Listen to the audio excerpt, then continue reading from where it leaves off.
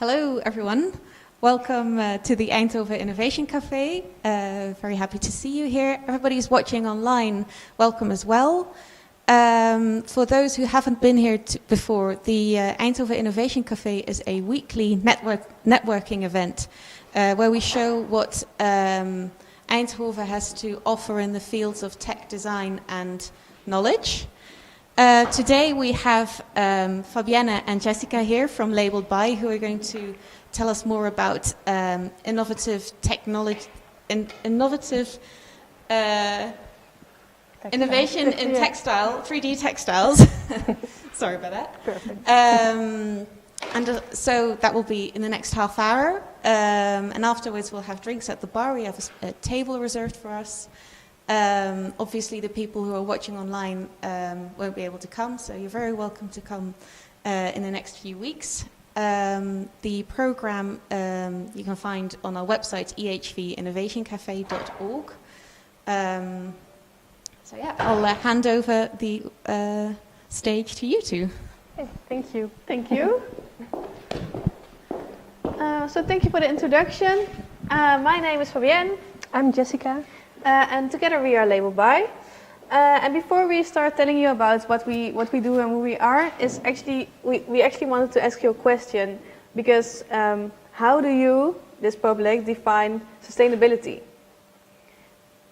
In what field? What you want? What is for you sustainability?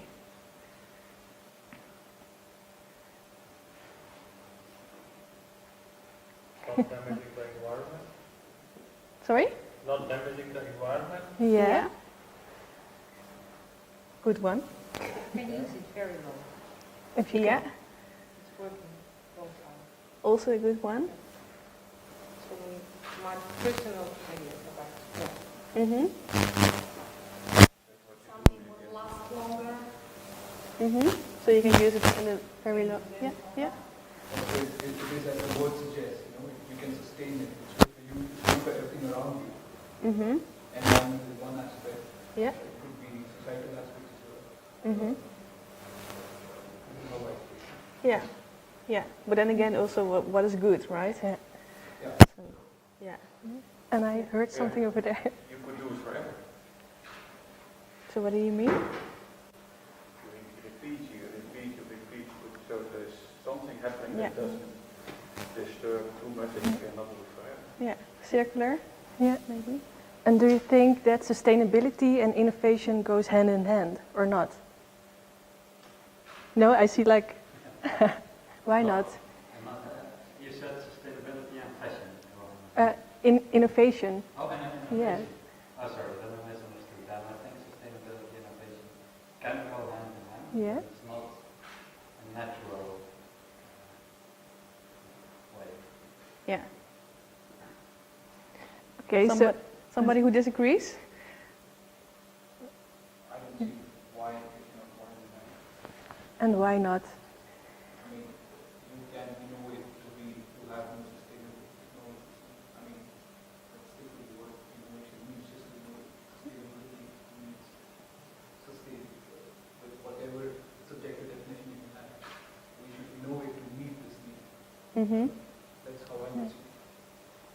Yeah. Interesting insight, because we are going to tell a bit about our activities in LABELEDBY, and also during our activities we're always struggling between like, is it sustainable?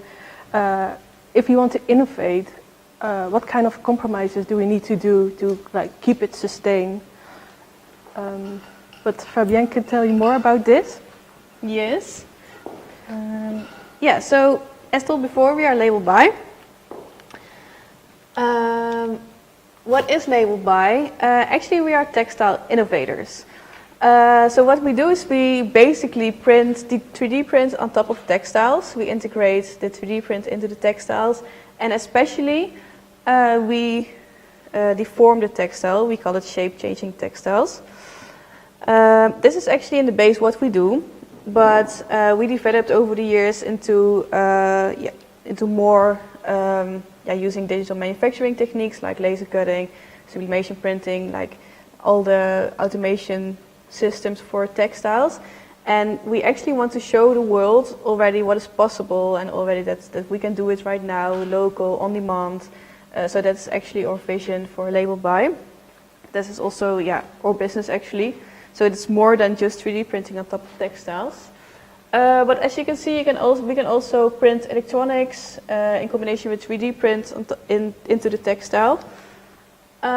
We do this, what I showed before, we do this for example, the automotive industry. So you can imagine that you have buttons inside your interior, in your seats, for example. You can just hover over and then you can see light shining on stuff. But we mainly focus on fashion. And actually this is because fashion is a super bad industry, as we all know, and we're not going to explain how bad it is, but it is super bad, of course. But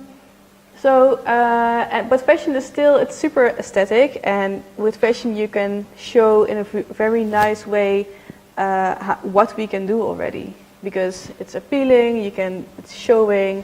So that's why we use fashion, to show what kind of technology we already can use using digital manufacturing techniques. Why digital manufacturing techniques or additive manufacturing? That's because you can produce on demand. So if somebody asks, can I have one piece? Yeah, we can do it because it's all digital. We can just say to the 3D printer, just print it, and then we have one piece. So there's no overstock, for example. We believe that's good, for example, especially in fashion. We do a lot of 3D printing. We are functional. We print, for example, the buttons and the zippers directly into the textile. You can see it on top. And you can imagine if you print the zippers or the buttons directly into the textile, you skip a part of the production process. So right now people are making the garments, and some other people are making zippers, and then at one point they come together and they sew it in one piece, and then you have your zipper in your fabric. But you can already 3D print it directly into the textile, so you make the process a little bit shorter by doing that. It's also possible with buttons. But we also, indeed, like I told you, that we do a lot of 2D like shape-changing textiles. We can quickly show. This is actually what we print. So this is TPU. It's flexible filaments, just super flexible. This is the figure, but if you print it on top of stretchy textile, so we stretch the textile on the build plate, then you get things like this. It's super easy actually, but we create like a new aesthetic with it.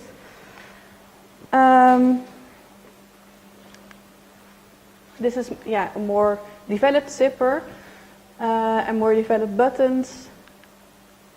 As you can imagine, you can also use all kind of different kind of filaments. We use, for example, color changing filaments in a certain temperature. And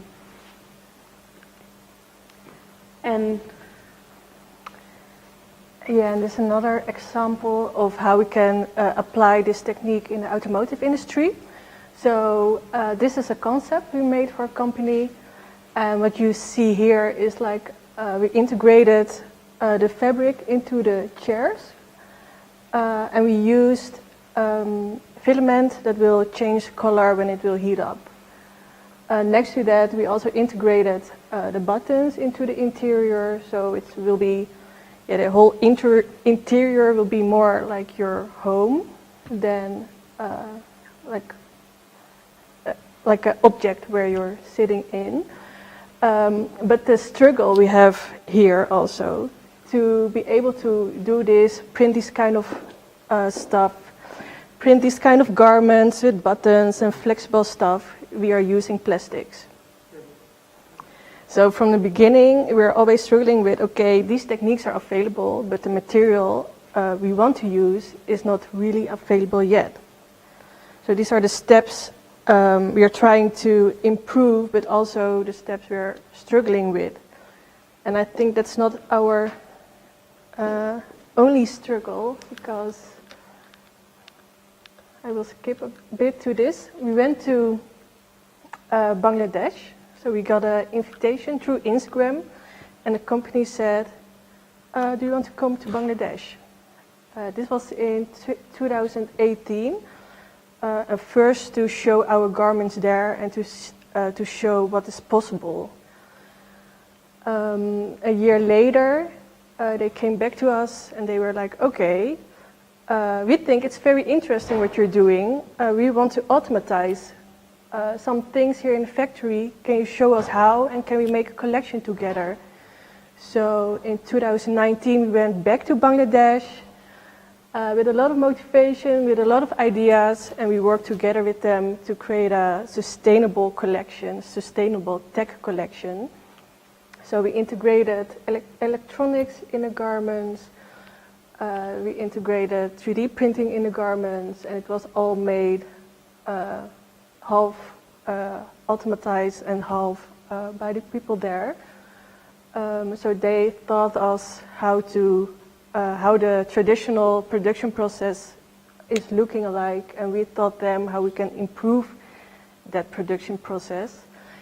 And over there we got a lot of nice reactions, but when we came back, there was quite some critique, because people were asking us, if you want to automatize the processes there, are people going to lose their jobs over there? So if you want to innovate, on the one hand, is it costing other people their jobs and things like that? And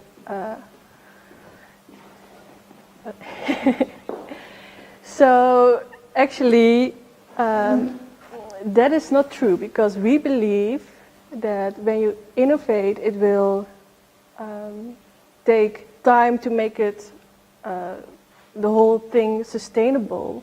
So that's a compromise we made. We made a compromise in plastics. We made a compromise with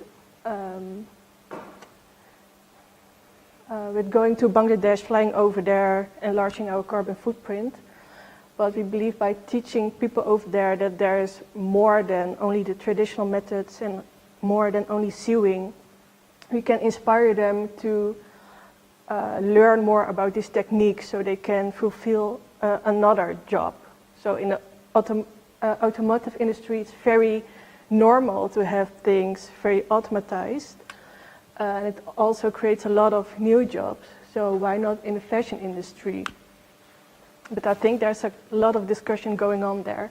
And I'm also interested after this talk what your opinion is about this.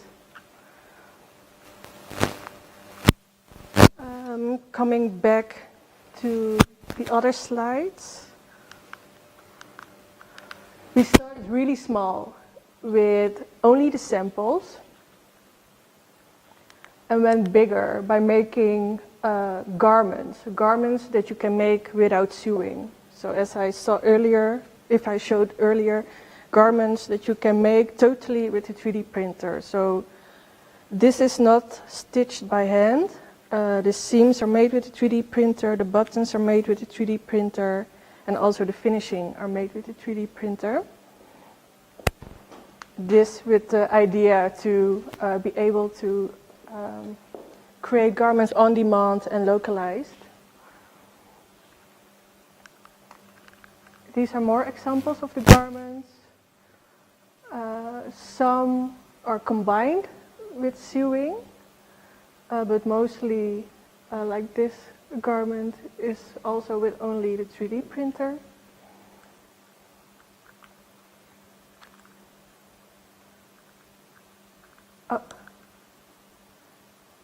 Oh, this is actually the slide I forgot to show you.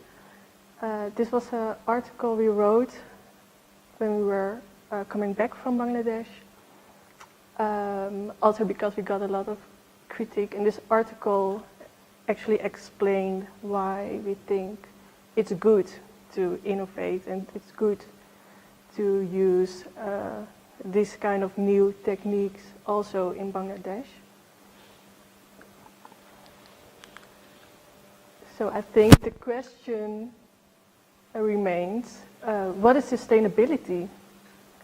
So if you see all these activities, like on the one hand we are innovating and we are trying our best to make sustainable garments, but on the other hand we are also using fabrics and materials that are not sustainable yet. Yeah, so we were more wondering, because probably most of you are either in design or in tech, or so how do you this? How do you approach innovation and sustainability, and what is the right balance between those kind of things? Because yes, indeed we are using plastic, which is very bad, because we cannot use a plastic straw, but this is at least as much plastic as a straw, for example. But on the other hand, we are not mass producing. Yeah. And with showing these kind of possibilities, we also get more revenue to create materials for ourselves that are more sustainable. So is it ethically responsible to start with these kind of experiments or not? Yeah, and also the public. For example, the filaments that you use for these garments, that could be made from material that are biodegradable. Now, in some cases, it could made for dedicated material. You could also, if it is not biodegradable, take it off again, make new granules, and start making new filament again. And so this could be easier, but it could be ways to recycle it, but that could then still use the plastic to be sustainable. Yeah, yeah. That's actually a good solution indeed. And also perhaps thinking when I was looking at the automotive industry, the cover of the seat, that it becomes red when you are sitting and then it becomes warm. The question is, does it really, is an innovation which is helpful or not? Because I'm sitting on it, I can't see it. And then my question is, what does it do? So also, are those necessities or not? And sometimes I question, should we go to less instead of more innovation? And, What do you think? I don't know. It's for me not. It's the same question mark as you had. Yeah. Maybe also, if I may say, maybe you can use also.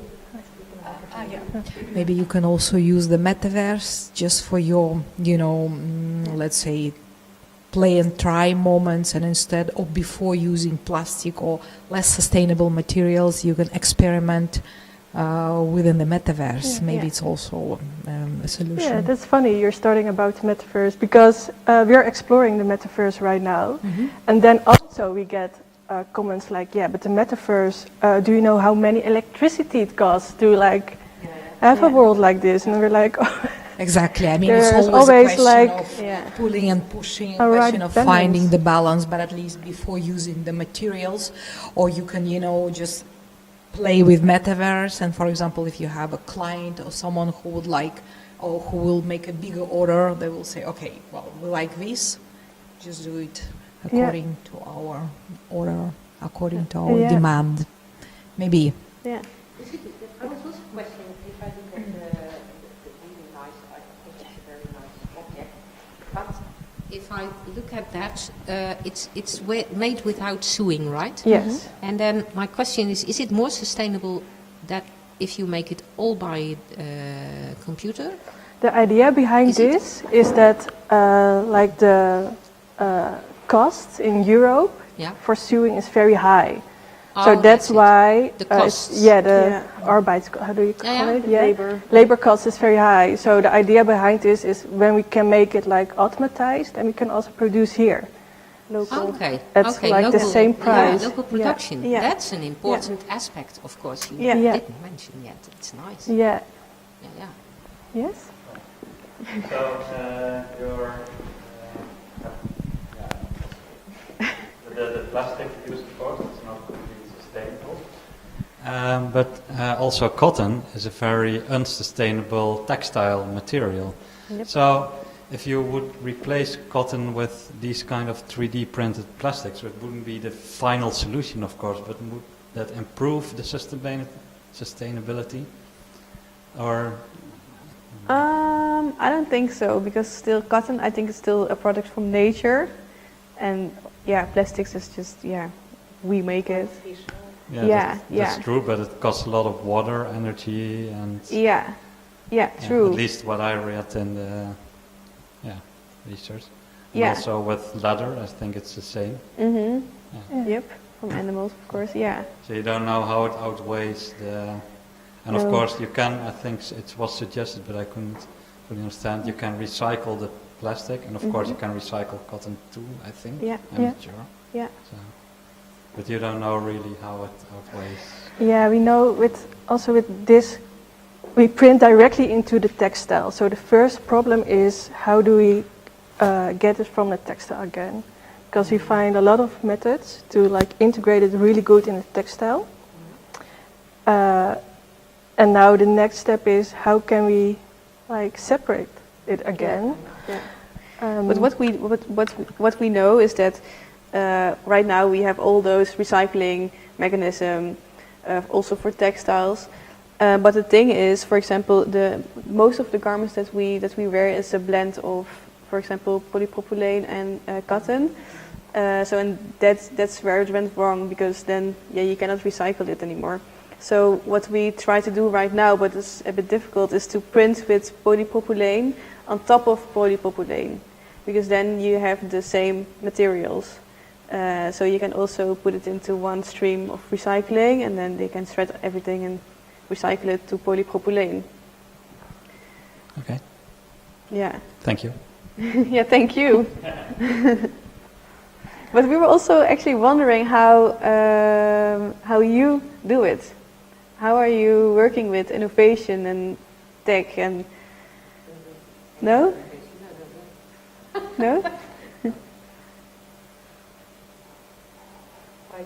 I may also quickly say, I just maybe 1 hour ago finished also with a 2-hour Zoom session on metaverse and fashion coin, and I see that many countries in the world really switching into this, and it gives you also so much flexibility, space for experiment, and even from students, and you just the whole body of new brain and knowledge, and young people who are sometimes don't have access from all over the world to production process, which is quite costly, that it can experiment again online within this metaverse. It's interesting. So, but also you can also protect your so to say intellectual property rights there immediately.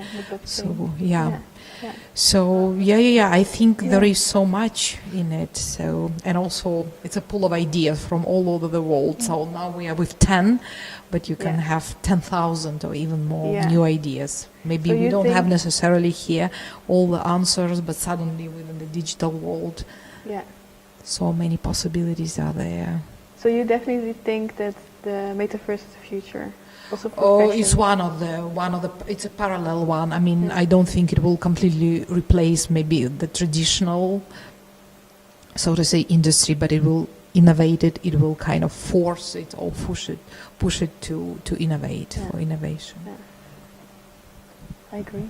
I think I saw someone there who wanted to say something. No. Yeah.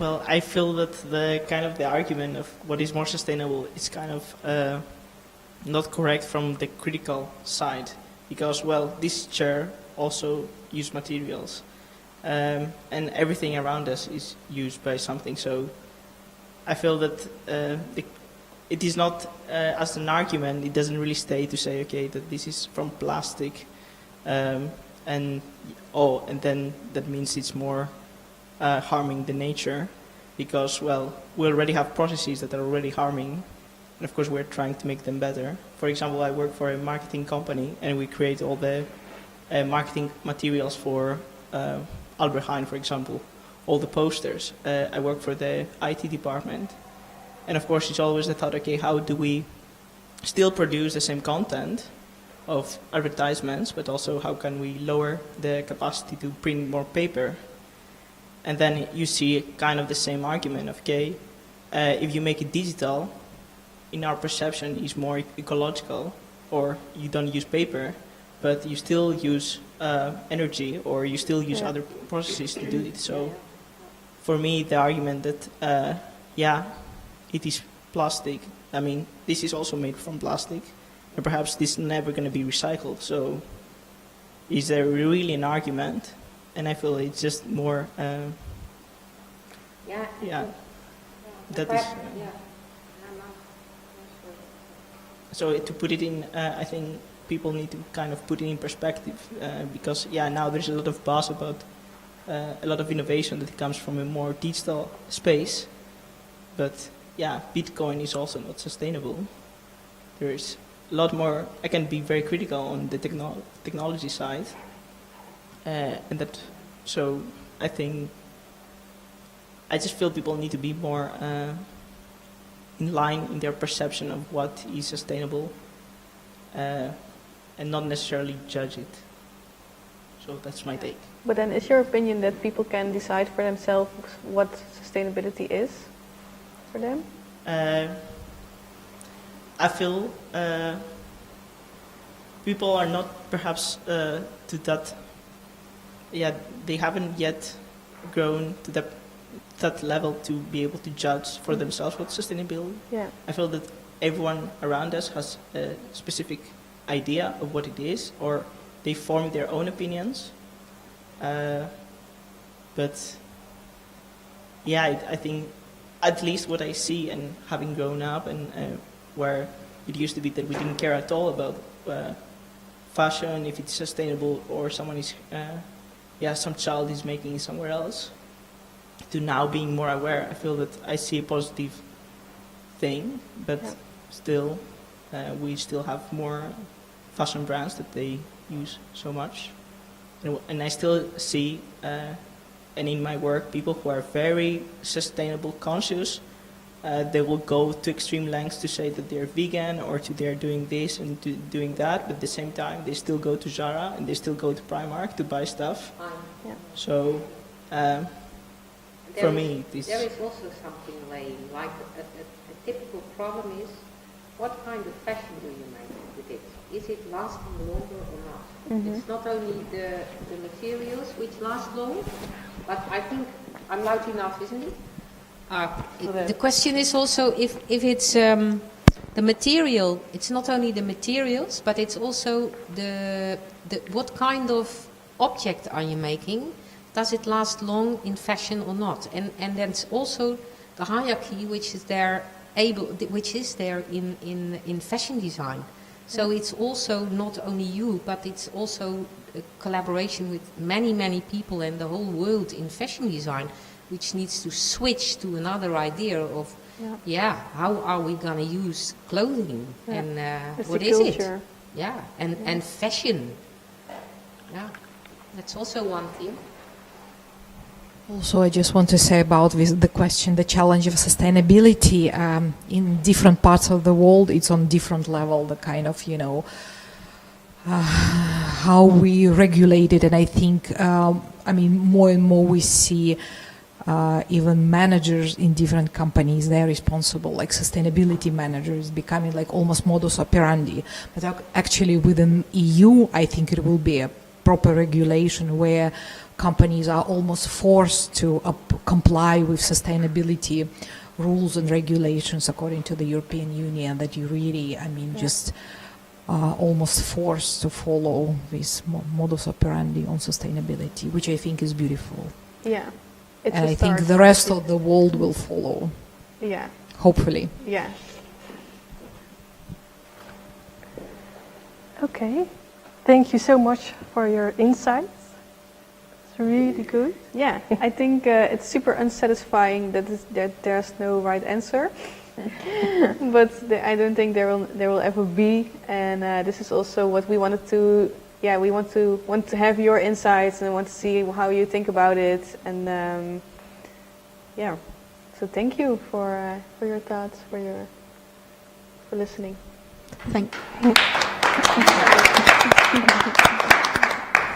Thank you for your presentation and sharing your ideas. I suggest we carry on the conversation. Maybe we'll get closer to an answer at the bar. So we've got a table reserved right at the front of the bar where everybody can have a seat. Everybody's also welcome to have dinner at the meetup table where the Innovation Café visitors can eat for €17.50. If you're interested in that, let me know. Then by 7 o'clock we'll go and sit at the table. So again, check out our program on ehvinnovationcafe.org. It's a weekly program. And thank you very much all for coming. Thank you.